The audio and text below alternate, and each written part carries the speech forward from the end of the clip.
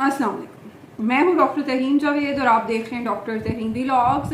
आज के इस व्लॉग में हम बात करने जा रहे हैं गर्मियों के हवाले से, गर्मियों में हमल के हवाले से। और जो लोग हमारा व्लॉग पहली बार आज देख रहे हैं उनके लिए थोड़ा सा तारुफ ये कि पंजाब मेडिकल कॉलेज की मैं ग्रेजुएट हूँ और हेल्थ की अवेयरनेस के लिए ख़ास तौर पर ख़वातीन की सेहत के हवाले से हम व्लॉग्स का ये सिलसिला हमने शुरू किया है इस चैनल पर। तो आपके जानने वालों में भी, आपकी फैमिली में मेंबर्स में से कोई आजकल प्रेग्नेंट है, ख़ास तौर पे गर्मी को किस तरह आपने उसका मुकाबला करना है हमल के साथ साथ, क्योंकि आम शख्स के लिए तो बेशक ये गर्मियाँ बहुत ज़्यादा मुश्किल हैं। आप जानते हैं कि मैदानी इलाकों में हीट वेव आई हुई है और पंजाब में तो बहुत ज़्यादा डिहाइड्रेशन के केसेस आ रहे हैं, पेट के मसले आ रहे हैं। लेकिन जो प्रेग्नेंट खवातीन है, हामला खवातीन के लिए गर्मियाँ और भी ज़्यादा स्ट्रेसफुल हैं, क्योंकि अपने हिफाजत भी करनी है और अपने बच्चे को भी गर्मी से बचाना है। तो उसके लिए आप क्या क्या चीज़ें कर सकते हैं, वन बाय वन उनको डिस्कस करते हैं। एक तो अपने सब पेशेंट्स को मैं खैर हमेशा ही कहती हूँ, और हमें लगता है कि शायद लोगों को पता होता है कि फोलिक एसिड आपने लेना है, लेकिन तीसरी चौथी प्रेगनेंसी के साथ भी लोग आ रहे होते हैं और कह रहे होते हैं कि हमें तो आज तक किसी ने बताया ही नहीं डॉक्टर ने। हम डॉक्टर के पास जाते हैं, वो मेडिसिन दे देते हैं, वही हम खा लेते हैं और हमें तो पता ही नहीं है। तो जैसे ही आपने टेस्ट किया, आपको पता चला है कि हमल हुआ है, तो साथ ही आपने क्या चीज़ शुरू करनी है, फॉलिक एसिड। वेरी चीप और बहुत कोई एक्सपेंसिव ये चीज़ नहीं है। आपको डब्बी मिल जानी है फॉलिक एसिड की, आपके 3 महीने उसने चलना है आराम से। एक गोली आपने खानी है, कोई मैदे पे बोझ नहीं, बहुत कोई फैंसी, कोई बहुत ज़्यादा महंगी टाइप की लेने की ज़रूरत नहीं है ब्रांड। आप सादा फॉलिक एसिड के नाम से ये गोली परचेज कर सकते हैं। उसके बाद आपको एक और चीज़, लोगों को बहुत शौक होता है कि जैसे ही पता चला है, अभी चाहे एक ही हफ्ता हुआ है डेट के ऊपर और उन्हें टेस्ट किया है कि पॉजिटिव आया है, तो फौरन जी अल्ट्रासाउंड हमें ज़रूर कराना है। देखें, उसमें मैं अच्छा पेशेंट्स को कहती हूँ कि अभी आप थोड़ा सा वेट कर लें, अभी आप 2-3 हफ्ते वेट कर लें। अभी हम क्योंकि आपका एक तो ब्लैडर फिल होगा, मसाना फिल होगा, फिर ही स्कैन प्रॉपर हो सकेगा। दूसरी इंपॉर्टेंट चीज़ जो इसके अंदर है वो ये है कि जब आप बहुत अर्ली स्कैन करते हैं, समटाइम जाहिर है उस टाइम हार्ट बीट नहीं होती, और बाज़ स्कैन करने वाला डॉक्टर कह देता है कि फीटल पूल नहीं अभी बना।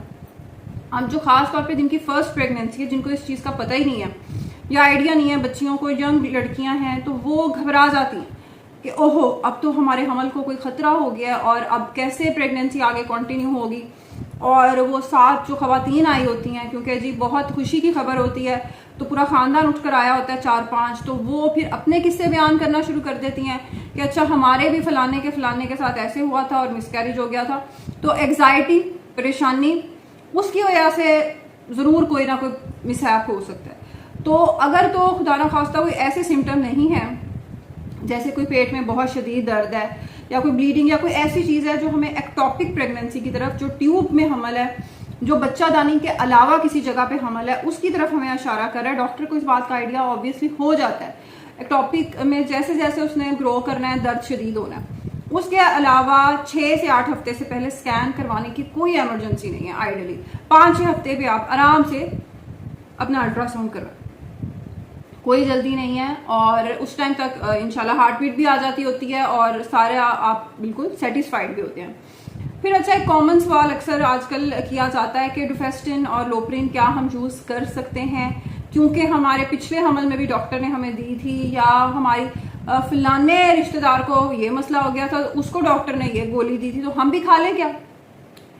डुफेस्टिन और लोप्रिन दी कब जाती है प्रेगनेंसी में? बेसिकली लोप्रिन का काम तो खून पतला करना है, ये दी तब जाती हैं जब हमल को कोई खतरा होता है, हमल ज़ाया होने का खतरा होता है। लेकिन ज़ाया होने का खतरा अगर तो आपके पास,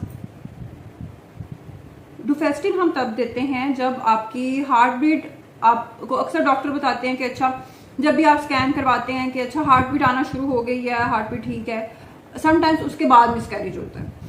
अगर ऐसी कंडीशन में आपके मिसकैरेज होते रहे, आपका हमल इस तरह की सूरत हाल में ज़ाया होता रहा है कि आपकी हार्ट बीट आ जाती होती थी, उसके बाद मिसकैरेज होता था, then we will go for डुफेस्टिन।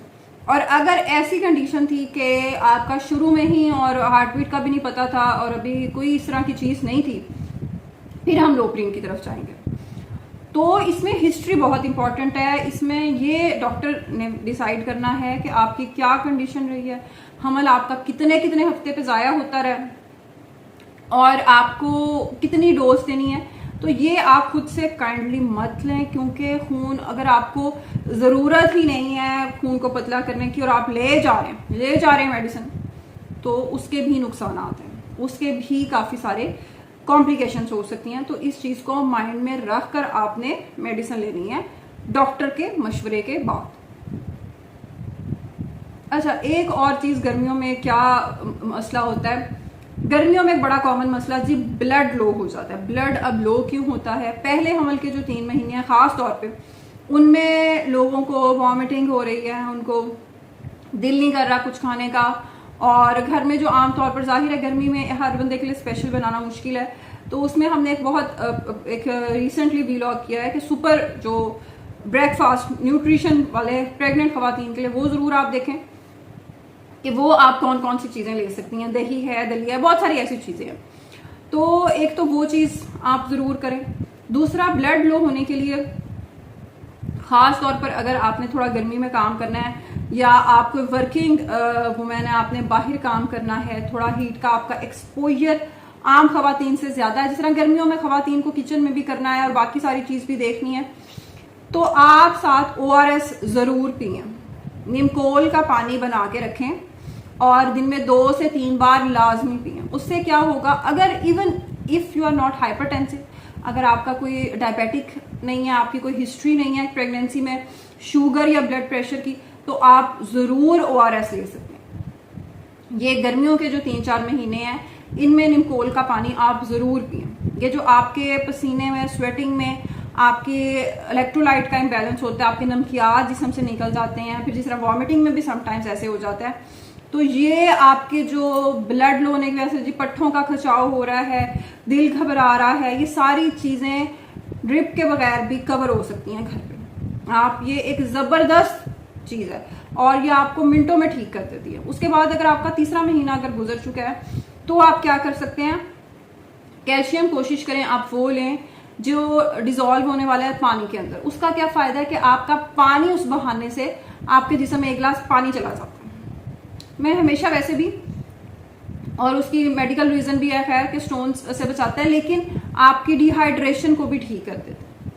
एक और ज़बरदस्त चीज़ जो आप गर्मियों में कर सकते हैं, हमने इस पर व्लॉग भी किया था तरबूज पे, तरबूज और ये बाकी जो जितने भी फ्रूट हैं, खास तौर पे तरबूज, ये आपकी डिहाइड्रेशन को इतने ज़बरदस्त तरीके से ठीक करता है। आपका जो मैंने पहले भी कहा था कि अगर आप सुबह के टाइम लेते हैं तो आपकी डिहाइड्रेशन, आपका दिल खराब होना, मतली, ये सब चीज़ें तरबूज ठीक कर देता है। तरबूज भी लें, जो बाकी भी फ्रेश फ्रूट इस सीज़न के आ रहे हैं वो लें। आपके या आपका ब्लड लो होना, आपकी वीकनेस, आपकी हर चीज़, और आम आयरन भी है, उस चीज़ को भी कवर करता है, तो ये चीज़ भी आप ज़रूर करें। एक और चीज़ जो लोग समझते हैं कि ये तो हमल का एक लाजमी जुज़्व है, क्योंकि उनकी माओं को ऐसे हुआ था और उनकी सासों को और उनकी खाला को और उनकी किसी ना किसी को, तो वो समझते हैं कि शायद ये एक नॉर्मल चीज़ है क्रेविंग होना।